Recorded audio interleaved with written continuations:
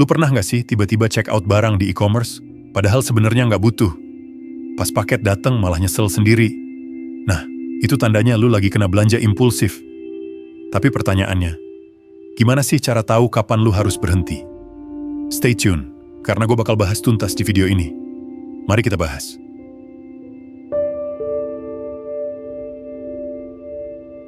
Kalau ngomongin belanja impulsif, sebenarnya ini bukan cuma soal barang sama duit doang, bro. Ini lebih ke masalah psikologis, alias apa yang lu rasain di dalam diri lu. Banyak orang nggak sadar, tapi emosi itu punya pengaruh gede banget ke kebiasaan belanja kita. Contohnya gini, lu lagi stres karena kerjaan, atau lagi bete gara-gara hubungan sama pasangan lagi nggak jelas. Nah, ujung-ujungnya lu buka aplikasi belanja online, scroll-scroll, terus ada barang lucu atau lagi diskon, langsung aja lu klik check out. Padahal kalau dipikir-pikir, barang itu nggak penting sama sekali. Ada juga yang belanja karena pengen ngisi kekosongan. Misalnya lagi sendirian di rumah, bosen, akhirnya belanja biar ada sesuatu yang ditungguin, kayak nunggu paket datang. Itu tuh tanda kalau belanja udah jadi semacam pelarian emosi. Tanda lain, setelah belanja lu ngerasa bersalah atau nyesel. Kayak, ngapain sih tadi gue beli ini? Duitnya harusnya bisa dipakai buat hal lain. Nah, rasa penyesalan kayak gini sebenarnya alarm keras banget, nunjukin kalau belanja lu udah nggak sehat. Belum lagi kalau belanja itu jadi kebiasaan yang berulang, sampai susah banget dikontrol. Lu sadar tiap ada promo atau flash sale, tangan lu otomatis gatel buat beli, walaupun barangnya sama sekali nggak lu butuhin.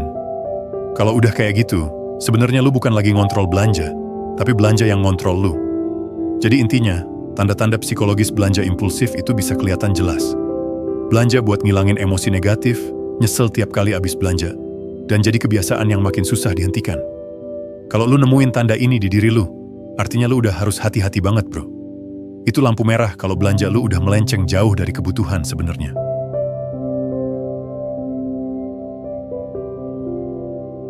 Sekarang kita ngomongin soal duitnya, bro. Karena belanja impulsif tuh dampaknya paling kerasa ya di dompet. Kadang lu ngerasa, cuma 100.000 doang. Cuma 200.000 doang. Tapi coba deh kumpulin semua doang itu sebulan, bisa jadi jutaan yang hilang gitu aja.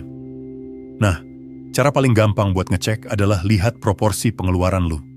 Kalau ternyata lebih dari 30% gaji lu habis buat barang-barang nggak penting, itu tandanya keuangan lu udah nggak sehat. Contoh, gaji lu 5 juta, tapi 2 juta udah kebakar buat skincare random, baju yang belum tentu dipakai, atau aksesoris lucu yang cuma numpuk di lemari. Itu udah warning sign keras, bro. Terus yang lebih bahaya lagi kalau belanja impulsif bikin lu ngandelin kartu kredit atau pay later. Awalnya kelihatan ringan, cicilan per bulan cuma 100.000, 200.000. Tapi lama-lama, numpuk kayak bola salju. Ujung-ujungnya, gaji tiap bulan cuma numpang lewat buat bayar cicilan. Nah kalau situasi lu udah kayak gini, artinya belanja impulsif bener-bener bikin hidup lu ribet. Belum lagi soal opportunity cost. Jadi gini, setiap duit yang lu buang buat belanja impulsif, sebenarnya itu duit yang bisa dipakai buat sesuatu yang lebih penting. Nabung, investasi, atau sekadar jajan makanan enak bareng keluarga dan temen. Bayangin aja, kalau duit 100.000 yang kebuang tiap minggu buat belanja nggak jelas, dalam setahun bisa jadi lebih dari 5 juta. Itu udah cukup buat liburan ke Bali, atau bahkan jadi modal kecil-kecilan usaha. Dampak finansial ini bukan cuma soal duit hilang ya, tapi juga soal rasa aman hidup lu. Kalau tabungan kosong gara-gara belanja impulsif, lu bakal gampang banget panik kalau ada kebutuhan mendadak, kayak motor rusak, sakit, atau ada keperluan keluarga. Dan kalau udah panik, pikiran lu makin gak tenang. Akhirnya balik lagi ke belanja impulsif sebagai pelarian. Jadi muter-muter kayak lingkaran setan. Intinya, kalau lu udah lihat pengeluaran non-esensial makin gede, cicilan konsumtif makin numpuk, dan tabungan lu seret terus, itu tanda keras banget kalau belanja impulsif lu udah kebangetan. Saatnya lu bilang ke diri sendiri, cukup, gua harus ngerem sekarang.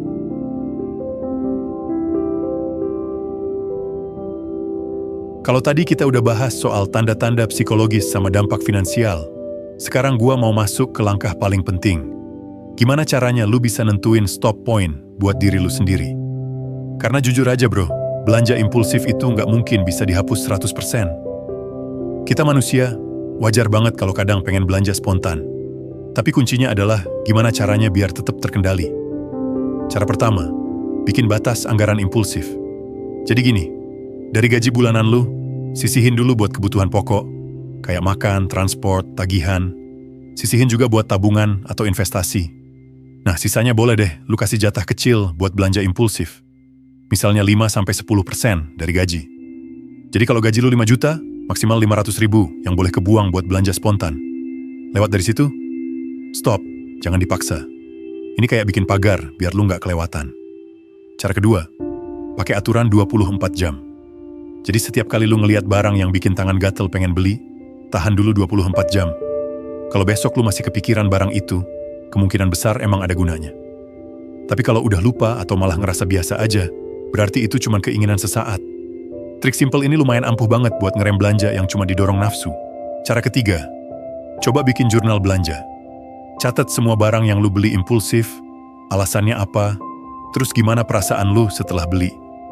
Mungkin awalnya males, tapi kalau lu rajin nyatet, lama-lama lu bisa ngeliat pola. Misalnya, oh ternyata tiap gua stres kerja, gua belanja skincare, atau tiap ada flash sale, gua langsung kalap. Dari situ lu bisa lebih gampang sadar, oh ternyata trigger gua tuh ini, jadi gua harus waspada pas keadaan kayak gitu. Cara keempat, kontrol stimulus yang bikin gatel belanja. Lu sadar nggak sih kalau notifikasi promo, diskon, sama flash sale itu kayak racun manis? Semakin sering lu lihat, semakin besar kemungkinan lu beli. Jadi kalau emang serius pengen ngurangin, ya tinggal hapus aplikasi yang bikin lu boros, matiin notifikasi, atau unfollow akun-akun yang kerjaannya tiap hari posting barang lucu. Kadang ngerem belanja itu bukan soal nahan diri doang, tapi juga ngejauh dari godaan. Dan terakhir, ingat aja kalau stop point itu personal. Artinya tiap orang punya batasnya masing-masing. Jangan bandingin sama orang lain. Ada yang kuat belanja spontan 1 juta sebulan. Ada juga yang harus ngerem di 100.000. Yang penting, lu ngerti kondisi lu sendiri, dompet lu sendiri, dan lu punya kesadaran buat bilang, cukup sampai sini. Jadi stop point ini sebenarnya bukan bikin lu anti belanja, tapi bikin lu lebih mindful. Lu masih bisa nikmatin belanja, tapi tanpa harus nyesel atau bikin kantong jebol. Jadi intinya, lu bisa tahu kapan harus berhenti belanja impulsif kalau pertama, emosi lu udah ngatur belanja, kedua, duit lu bocor parah gara-gara konsumsi nggak jelas, dan ketiga, lu sadar butuh bikin batas biar hidup tetap balance. Kalau video ini relate sama lu, jangan lupa tulis pengalaman belanja impulsif lu di kolom komentar. Siapa tahu bisa jadi bahan sharing buat yang lain. Thanks sudah nonton, sampai ketemu di video berikutnya.